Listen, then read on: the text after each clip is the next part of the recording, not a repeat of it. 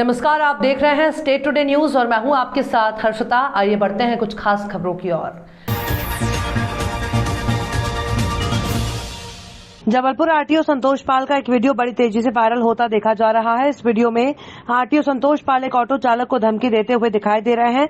उन्हें कहते हुए देखा जा रहा है कि पुलिस को किसी को मुजरिम बनाना होता है तो दुकान से चाकू खरीदकर जेब में रख देती है, आर्म्स एक्ट का मामला लगा देती है। हम भी तुम्हारी गाड़ी में 100 ग्राम गांजा रखेंगे और तुम्हें भिजवा देंगे और तुम्हें जेल भिजवा देंगे। ये वीडियो किसने वायरल किया है अभी तक इसका पता नहीं चल पाया है। अच्छा,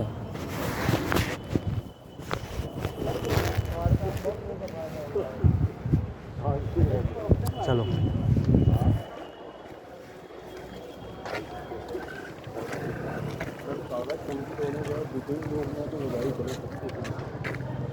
खपैया ना नहीं, आप हम लोग देखे और हमने उठा के सीधी बात हम बता दे रहे हैं। अब तुम्हारा एक बार बता दिए, बार बार नहीं, आप इसी रोड पे दिखे। हाँ, तो क्या होता है कि पुलिस को किसी को मुलजिम बनाना होता है ना, तो चक्कू खरीद एक दुकान से उठाता है, तुम्हारी जेल में रख देगा और चौंके सामने लगा देगी। तो हम भी 100 ग्राम गांजा रखेंगे और तुम्हारी गाड़ी में रख के तुम्हें जेल भिजवा देंगे। समझ गए? जाओ।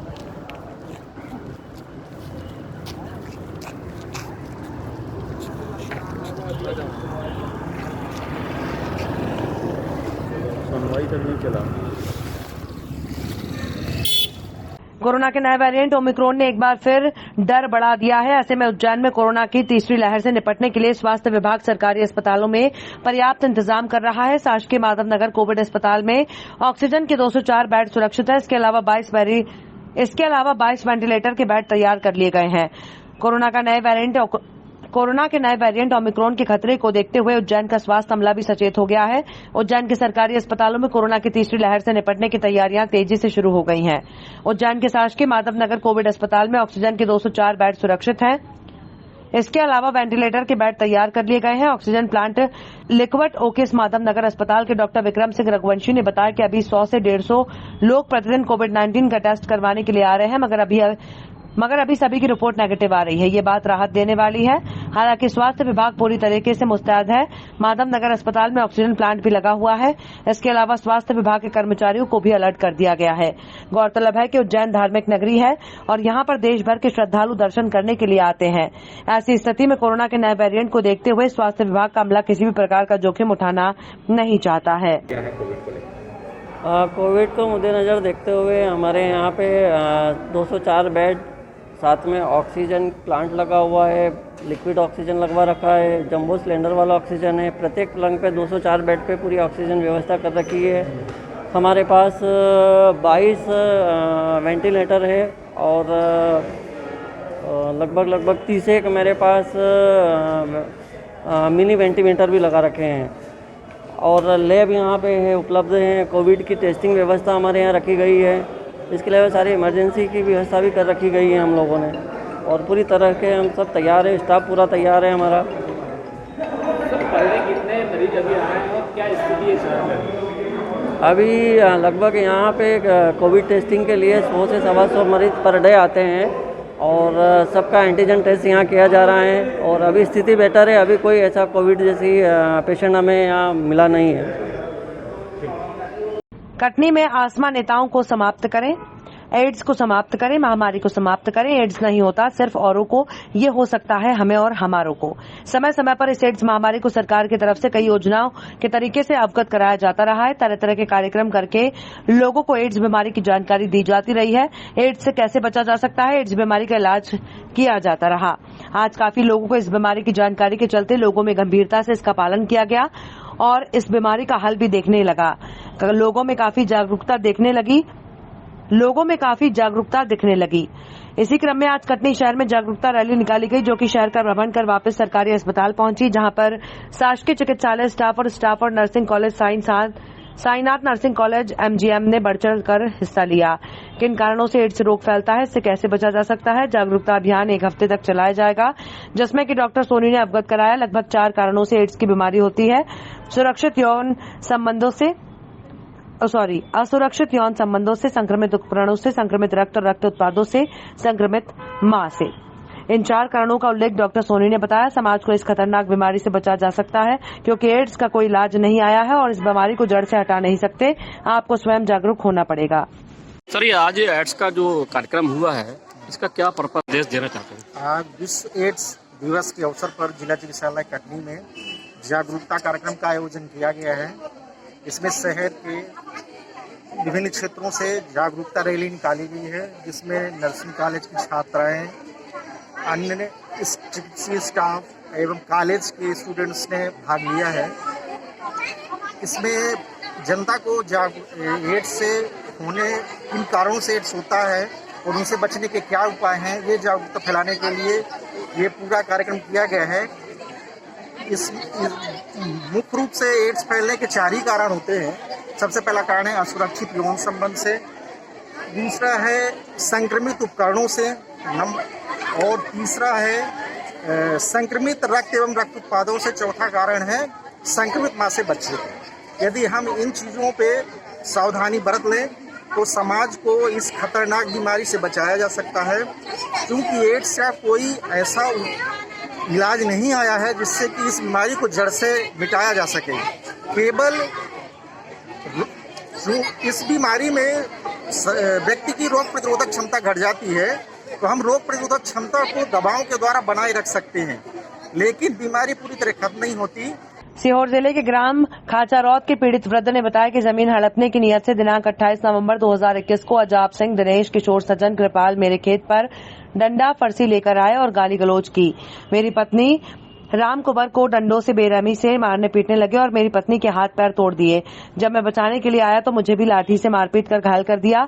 तभी मेरे पुत्र राजेंद्र ने सीएम हेल्पलाइन पर फोन लगाया। तब 100 नंबर पर मुझे मेरी पत्नी को आष्टा चिकित्सालय भर्ती कराया। वहां से डॉक्टरों ने मुझे और मेरी पत्नी को सीहोर जिला चिकित्सालय रेफर कर दिया, जहां मेरी पत्नी के पैर और हाथ में फ्रैक्चर बताया और पट्टे चढ़ा दिए। मेरे द्वारा क्षेत्रीय थाना सिद्दीगंज में रिपोर्ट दर्ज कराई, लेकिन सामान्य धाराओं के तहत प्रकरण दर्ज करने के कारण आरोपीगण बेखौफ घूम रहे हैं और उनके हौसले बुलंद हैं। अभी भी वो लोग हमसे कह रहे हैं कि यदि जमीन पर आओगे तो जान से मार डालेंगे। पीड़ित परिवार ने आरोपियों पर शीघ्र गिरफ्तार कराए जाने की मांग की है। दादा बताइए क्या क्या हुआ आपके साथ? क्या अरे साहब, वो आते से गाली देने लग गए और तुम्हारे गाली देने लग गए, उनके बारे में बताओ। वो अजाब गाली देने लग गया और 4-5 भाई आके मारे हम दोनों मनक को। अजाब आप कौन है भाई साहब? मैं इनका लड़का हूँ। वो अजाब सिंह, किशोर सिंह और दिनेश सिंह, सज्जन सिंह, कृपाल सिंह, 4-5 मिलकर एक साथ में आए थे और डायरेक्ट गाली गलौज करी मम्मी पापा के साथ में। और मम्मी पापा को खूब मारा उन लोगों ने लठ से, और मम्मी को भी मारा और घीस के ले गए। बोले तेरे पति और तेरे बेटा कहाँ है, चल उनको भी मारते हैं हम। और बहुत पीटा उन्होंने सर, बहुत। जी सर, ये इनमें से एक कृपाल नाम का ये अलग है, ये इनका चाचा लगता है और इसकी ज़मीन है और ये अपनी ज़मीन से बहुत दूर रहते हैं, करीबन आधा किलोमीटर दूर। आपका कब्जा, आपका कागज वगैरह सब आपके पास है? जी, ज़मीन की पावती भी मेरे पास में और कब्जा भी हमारा ही है उसमें। इसके लिए आपने तहसीलदार वगैरह से बात की? जी करी थी, उससे उस ज़मीन को हमने 2017 में सीमांकन करवाया था। उसके बाद हमारा कब्जा उस पर हो गया और एक पड़ोसी और है विक्रम सिंह, उसने कब्जा नहीं दिया था। तो फिर हमने अगले साल मैंने सुप्रिंटेंडेंट की फ़ीस भरी, उसके मेरे पास कागज़ भी हैं और वो नपने वाली है इस साल ही, वो नहीं नप पाई है। और आप क्या चाह रहे हैं? और हम ये चाह रहे हैं कि जो मैं थाने में गया, सिद्दीगंज थाने में, तो वो थाने वाले ने मेरे को धमकाया, अरे साले तू तो एक दिन बाद में आया है तो खुद ही मुजरिम है, और कहने लगे कि तेरे को बंद करेंगे हवालात में। मैंने बोला साहब मैं अपने मम्मी पापा को एडमिट करवा के फिर आपके पास रिपोर्ट लिख। पिपलोदा जनपद की ग्राम पंचायत धामेडी में वैक्सीन टीकाकरण किया गया, जिसमें आंगनबाड़ी कार्यकर्ता और सचिव घर घर जाकर के लोगों को बुला करके टीकाकरण किया गया, जहां एक और फर्स्ट डोज कंप्लीट हो गया और सेकंड डोज भी लगभग 80% कंप्लीट हो गया, जहां पर कि सरपंच, सचिव, आंगनबाड़ी कार्यकर्ता और स्वास्थ्य विभाग आदि कर्मचारी मौजूद रहे। सचिव ने जानकारी देते हुए बताया कि कोरोना एक वैश्विक महामारी है जिससे कि हमारा देश होकर गुजरा है और आज भी कहीं न कहीं हम इस वायरस से लड़ रहे हैं, इसलिए हमें वैक्सीन जरूर लगवाना चाहिए और हमें आम जनता को प्रेरित करना चाहिए कि वो अपने नजदीकी सेंटर जाए और टीकाकरण जरूर कराए, जब भी हम इस वायरस को पूरी तरह से हरा पाएंगे। वहीं तीसरी लहर को लेकर ग्राम पंचायत सचिव द्वारा सभी जनता से आग्रह किया गया है कि मास्क लगाएं, 2 गज की दूरी बनाएं, जितना हो सके खुद को सुरक्षित रखें। वहीं मौके पर उपस्थित रहे सचिव दिनेश तिवारी, रोजगार सहायक राहुल दंडिंग, सरपंच संजय पाटीदार और आशा कार्यकर्ता, आंगनबाड़ी कार्यकर्ता और समस्त स्टाफ मौजूद रहा। दिनेश तिवारी, मैं सचिव ग्राम पंचायत धामेड़ी हूँ। क्या कुछ वैक्सीनेशन को लेकर आज काम में तैयारियां चल रही हैं? वैक्सीनेशन में हमारे यहाँ पे फर्स्ट डोज तो अगस्त महीने भी 100% कर लिया था। उसके बाद अभी सेकंड डोज भी 80% के लगभग हम पहुँच गए टारगेट पे, और हमारा वो लक्ष्य है कि सप्ताह के अंत तक हम 100% सेकंड डोज भी कर लेंगे, प्राप्त कर लेंगे। हमने माइक द्वारा पूरा गांव में डोंडी पिटोई अनाउंसमेंट करवाया, और जो हमारी टीम है आशा कार्यकर्ता, आंगनबाड़ी कार्यकर्ता, ANM वगैरह, मेरे को भरपूर सहयोग मिला, और हमने घर घर जाके भी मतलब हमको काफ़ी सहयोग प्राप्त हुआ। और ख़ास करके तो शिक्षित लोग भी हैं, तो जो जागरूक लोग भी हैं, ज़्यादा परेशानी नहीं है हमें। मैं गाँववासियों से निवेदन करता हूँ और अपील करता हूँ कि तीसरी लहर की अपने को हार्ड मालूम पड़ रही है, तो अपन सोशल डिस्टेंसिंग का पालन करें, मास्क लगाएं, फालतू भीड़ इकट्ठी नहीं करें, और जो शेष रह गए सेकंड डोज में उनको भी आप जागरूक करें, और तीसरी लहर अपने गांव में न पहुंचे। अगर अपन सुरक्षित रहेंगे तो गांव सुरक्षित रहेगा, गांव सुरक्षित रहेगा तो अपना जिला सुरक्षित रहेगा, जिला सुरक्षित रहेगा, प्रदेश सुरक्षित रहेगा। इसलिए तीसरी लहर को अपन यहाँ ना आ पाए, जो कि अपन ने सेकंड लहर में जो देखा था, जितनी जनहानि हुई थी वो जनहानि अपने को ना हुए, इसलिए सोशल डिस्टेंसिंग का पालन करें, मास्क का उपयोग करें, 2 गज की दूरी का पालन करें। नगर बांद्री में गुरुवार को मध्य प्रदेश शासन के नगरीय विकास और आवास मंत्री भूपेंद्र सिंह के प्रतिनिधि लखन सिंह प्रधानमंत्री आवास योजना अंतर्गत हितग्राही राशि भुगतान कार्यक्रम में शामिल हुए। कार्यक्रम में उपस्थित सभी भाजपा के कार्यकर्ताओं ने पुष्पमाला पहनाकर मंत्री प्रतिनिधि का स्वागत। कार्यक्रम के दौरान श्री सिंह ने कहा कि नगर बांद्री में एक भी ऐसा मकान नहीं होगा जो कच्चा हो। हर गरीब का अपना पक्का मकान होगा। कोठी मिलने से रोजगार बढ़ेगा, मजदूरों की मजदूरी भी बढ़ेगी। और कहा कि खुरई विधानसभा में जितने भी विकास कार्य चल रहे हैं वो सब आपके मंत्री भूपेंद्र भैया के माध्यम से चल रहे हैं। इसी के साथ मंत्री प्रतिनिधि ने कहा कि भारतीय जनता पार्टी हमेशा गरीबों के हित में कार्य करती है। इसी के साथ मंत्री प्रतिनिधि ने लोगों की समस्याएं सुनकर उनका निराकरण किया। कार्यक्रम में भाजपा मंडल के अनेक कार्यकर्ता सहित नगरवासी उपस्थित रहे। खबरों में फिलहाल इतना ही। आप देखते रहिए स्टेट टुडे न्यूज।